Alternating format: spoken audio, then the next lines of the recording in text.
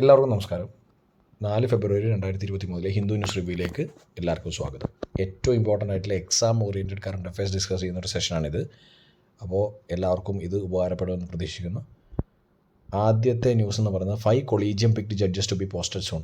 Central government പറയുകയാണ്. അപ്പോൾ ഇതിൽ ഇമ്പോർട്ടൻ്റ് ആയിട്ടുള്ള കാര്യം എന്ന് പറയുന്നത് എന്താണ് കൊളീജിയം സിസ്റ്റം? ജഡ്ജസിനെ അപ്പോയിൻറ്റ് ചെയ്യുന്നതിൽ റെക്കമെൻഡ് ചെയ്യുന്ന ഒരു സിസ്റ്റമാണ് കൊളീജിയം സിസ്റ്റം എന്ന് പറയുന്നത്.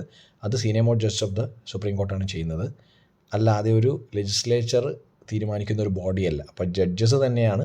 അപ്പോൾ സുപ്രീം കോടതി തന്നെയാണ് ഈ പറയുന്ന അപ്പോയിൻമെൻറ്റ് ഓഫ് ജഡ്ജസുമായി ബന്ധപ്പെട്ട് സെൻറ്ററിനെ റെക്കമെൻഡ് ചെയ്യുന്നത്. ആ സിസ്റ്റത്തിന് പറയുന്ന പേരാണ് കൊളീജിയൻ സിസ്റ്റം.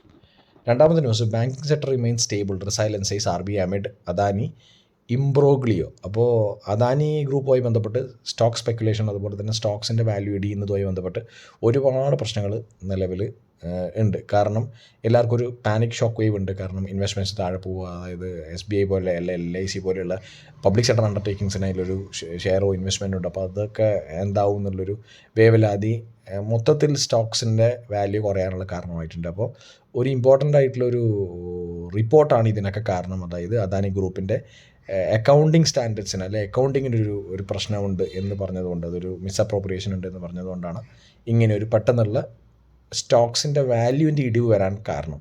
അപ്പോൾ ബാങ്ക് സെക്ടർ അത്യാവശ്യം സ്റ്റേബിളാണ്, റിസൈലൻ്റ് ആണ്, പേടിക്കേണ്ട കാര്യമില്ല എന്ന് RBI പറയുകയാണ്.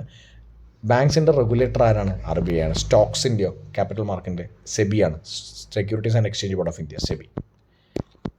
ഇത് ഇമ്പോർട്ടൻ്റ് ആയിട്ടുള്ളൊരു കാര്യമാണ്. കേരള ബഡ്ജറ്റ് അവതരിപ്പിക്കുകയാണെങ്കിൽ വളരെ ലെങ്ത് ആൻഡ് ബ്രെഡ്ത്തിൽ ആ കാര്യം നമ്മൾ വേറൊരു വീഡിയോയിൽ ഡിസ്കസ് ചെയ്യും. Kerala budget petrol liquor to cost more. അപ്പോൾ പെട്രോളിനും ലിക്കറിനും വില കൂടും എന്നാണ് പറഞ്ഞിരുന്നത്. Budget marks 2000 crore for tackling inflation. പണപ്പെരുപ്പം റെഗുലേറ്റ് ചെയ്യാൻ വേണ്ടി 2000 കോടി നീക്കി വെക്കുക. അതുപോലെ തന്നെ 100 കോടി for make in Kerala programme. Make in Kerala programme എന്ന് പറഞ്ഞിട്ട് ഇൻഡിജിനസ് ആയിട്ടുള്ള ഡെവലപ്മെൻറ്റിന് വേണ്ടി ഒരു പുതിയ പരിപാടിയും കൂടി കൊണ്ടുവന്നിട്ടുണ്ട് ഈ പറഞ്ഞ കേരള ബഡ്ജറ്റിൽ. കേരള ബഡ്ജറ്റ് അവതരിപ്പിച്ച ഫിനാൻസ് മിനിസ്റ്റർ KN ബാലഗോപാലാണ്, ഓർത്ത് വെക്കണേ.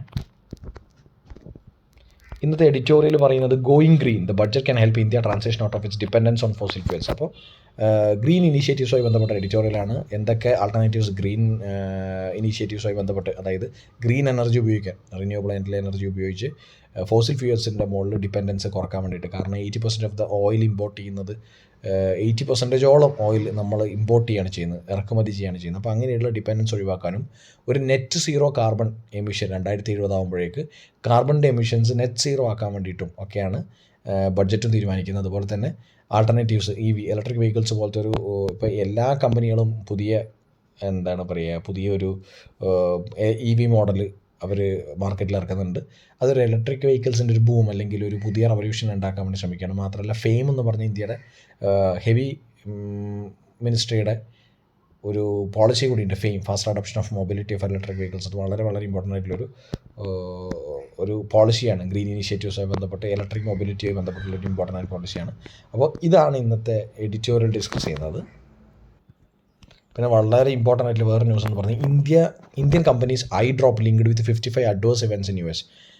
അമേരിക്കയിൽ ഇന്ത്യൻ കമ്പനി നിർമ്മിച്ച ഒരു വാക്സിൻ അല്ല, ഐ ഡ്രോപ്പ് 55 അഡ്വേഴ്സ് ഇവൻറ്റ്സിന് കാരണമായി എന്ന് പറയുന്നത്. മരണം അടക്കമുള്ള ഐസൈറ്റ് ലോസ്, മരണം, അതുപോലെ തന്നെ ഐ ഇൻഫെക്ഷൻസ്, പെർമനൻ്റ് ആയിട്ടുള്ള ഐ വിഷൻ ലോസ് ഒക്കെ ആയിട്ട് ഒരുപാട് പ്രശ്നങ്ങൾ ഈ പറഞ്ഞ ഇന്ത്യൻ കമ്പനിയുടെ ഐ ഡ്രോപ്സ് ഉണ്ടാക്കിയെന്നാണ് പറഞ്ഞത്. Global pharma health care recalls product from US market after CDC warns of infections and loss of vision. Contamination has been suspected. Contamination suspect ചെയ്ത് ഏതോ രീതിയിൽ ഈ പറഞ്ഞ കണ്ടാമിനേഷൻ ഉണ്ടായിട്ടുണ്ട്. ഗ്ലോബൽ ഫാർമ ഹെൽത്ത് കെയർ എന്ന് പറഞ്ഞാൽ ചെന്നൈ ബേസ്ഡ് ആയിട്ടുള്ള ഫാർമസ്യൂട്ടിക്കൽസിൻ്റെ ആണ് ഈ പറയുന്ന പ്രൊഡക്റ്റ് എന്ന് പറയുന്നത്. അത് 55 അഡ്വേഴ്സ് ആയിട്ടുള്ള മോശം എഫക്ട്സ് ഉണ്ടാക്കിയ കേസുകൾ 55ഓളം ഉണ്ടെന്നാണ് പറയുന്നത്. മരണം അടക്കം സംഭവിച്ചു എന്ന് പറയുന്നത് വളരെ വളരെ സീരിയസ് ആയിട്ടുള്ള കാര്യമാണ്. കാരണം ഇന്ത്യ എക്സ്പോർട്ട് ചെയ്യുന്ന ഇവൻസിൽ, അതായത് അവർ ഇമ്പോർട്ട് റെസ്ട്രിക്ഷൻ അവരതിൻ്റെ മുകളിൽ ഏർപ്പെടുത്തിയിരിക്കുകയാണ്. ഇനി അങ്ങനെയുള്ള സാധനങ്ങൾ ഇമ്പോർട്ട് ചെയ്യാൻ സമ്മതിക്കില്ല എന്നാണ് പറയുന്നത്. വളരെ ഇമ്പോർട്ടൻ്റ് ആയിട്ടുള്ള ബൈലാറ്ററൽ റിലേഷൻസിനടക്കം ബാധിക്കുന്ന ഒരു കാര്യമാണിത്. കാരണം നമ്മൾ മതിയായ സേഫ്റ്റി സ്റ്റാൻഡേർഡ്സ് പാലിച്ചിട്ടല്ല ചില കാര്യങ്ങൾ ചെയ്യുന്നത് എന്നുള്ളതാണ് ഇതിൽ നിന്ന് മനസ്സിലാക്കേണ്ടത്. നമുക്കറിയാം അദാനി ഗ്രൂപ്പിൻ്റെ വാല്യുവേഷൻ താഴെ പോകുന്നത്, സ്റ്റോക്സിൻ്റെയൊക്കെ വാല്യൂ താഴെ പോകുന്നത് അറിയാം. അപ്പോൾ അതുമായി ബന്ധപ്പെട്ട് SBIയിൽ ഒരു എക്സ്പോഷർ ഉണ്ട്. അതായത് SBI എക്സ്പോഷർ എന്ന് പറഞ്ഞാൽ SBI എത്രമാത്രം അദാനി ഗ്രൂപ്പിന് കടം കൊടുത്തിട്ടുണ്ടെന്നുള്ളതാണ് SBI എക്സ്പോഷർ എന്ന് പറയുന്നത്. അതുമായി ബിസിനസ് റിലേറ്റഡ് ആയിട്ടുള്ള, എക്കോണമി റിലേറ്റഡ് ആയിട്ടുള്ള ഒരു ന്യൂസാണിത്.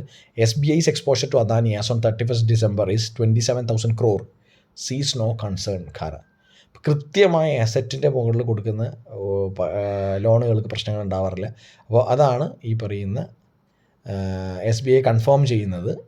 27,000 കോടിയാണ് SBIക്ക് കടമുള്ളത്, അദാനി ഗ്രൂപ്പിനോടുള്ളത്. പക്ഷേ SBI കടമുള്ളത് ഇൻ സെൻസ് SBI കടം കൊടുത്തിരിക്കുന്നത്. അതും അദാനി ഗ്രൂപ്പിന് കൊടുത്ത കടം 27,000 കോടിയാണ്. അതിൽ കാര്യമായ പ്രശ്നങ്ങളൊന്നും ഇല്ല എന്ന് പറയുന്നു. Chairman Khara sought to reassure investors and customers as SBI announcement of strong earnings performance was overshadowed by concerns about the loans to Adani Group. SBI says it has not given any advance to Adani's against group company shares or received any request to refinance loans.